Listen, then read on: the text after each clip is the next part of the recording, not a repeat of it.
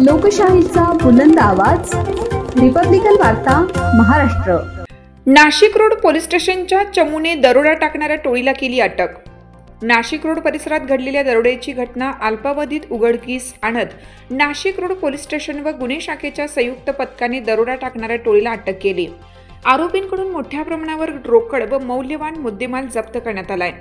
मिळालेल्या माहितीनुसार दिनांक 16 सप्टेंबर रोजी पहाटे 4:45 वाजता मळसाने नाशिक रोड महामार्गावरील हडपवाडी शिवाराजवळ पिकअप गाडीतून प्रवास करणाऱ्या व्यक्तीवर अज्ञात टोळीने हल्ला करून तब्बल 92,000 रुपये रोख, मोबाईल फोन तसेच दागिने असा मुद्देमाल लुटला। या घटनेने परिसरात एकच खळबळ उडाली होती। या घटनेची गंभीर दखल घेत नाशिक रोड पोलीस स्टेशन येथे गुन्हा दाखल करण्यात आला। वरिष्ठ पोलीस अधिकारी यांच्या मार्गदर्शनाखाली गुन्हे शाखेचे युनिट 1 व नाशिक रोड पोलीस ठाण्याच्या पथकाने संयुक्तिकरित्या तपास सुरू केला। कसून तपासानंतर अल्पावधीतच आरोपींना अटक करण्यात पोलिसांना यश आलं। आरोपींकडून चोरीस गेलेला मुद्देमाल जप्त करण्यात आला असून पुढील तपास सुरू असल्याचे पोलिसांनी सांगितले।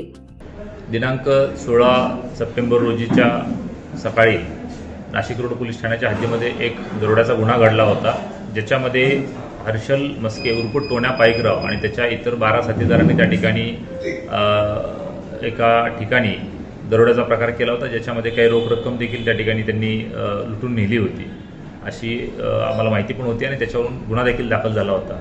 त्यानुसार आमचे नाशिक रोड पोलीस स्टेशनचे PI सप्पाळे साहेब आणि त्यांच्यासोबत DB टीमनं त्या ठिकाणी त्यांना मिळालेल्या माहितीवरून जे कोम्बिंग ऑपरेशन राबवलं, त्याच्यामध्ये यातले एकूण 6 आरोपी, ज्याच्यामध्ये एक विधी संघर्षग्रस्त बालक आहे आणि सोबत त्या 6 पाहिजे आरोपींना त्या ठिकाणी पकडलेलं आहे। त्यांच्याकडून एकूण 4 धारदार शस्त्र देखील त्या ठिकाणी जप्त करण्यात आलेली आहेत आणि याच्यामध्ये रेकॉर्डवरचे क्रिमिनल्स देखील आहेत। त्याच्यामुळे आम्ही त्याच्या अनुषंगानं त्यांच्या विरुद्ध यापुढे देखील कडक कायदेशीर कारवाई करीत आहोत आणि अशी एक चांगली कामगिरी केल्याबद्दल आम्ही नाशिक रोड पोलीस स्टेशनचं कौतुक देखील करतो। सोबतच रिपब्लिकन वार्तासाठी विशेष प्रतिनिधी अनिल केदारे, Nashik. Subscribe now and press the bell icon. Never miss an update.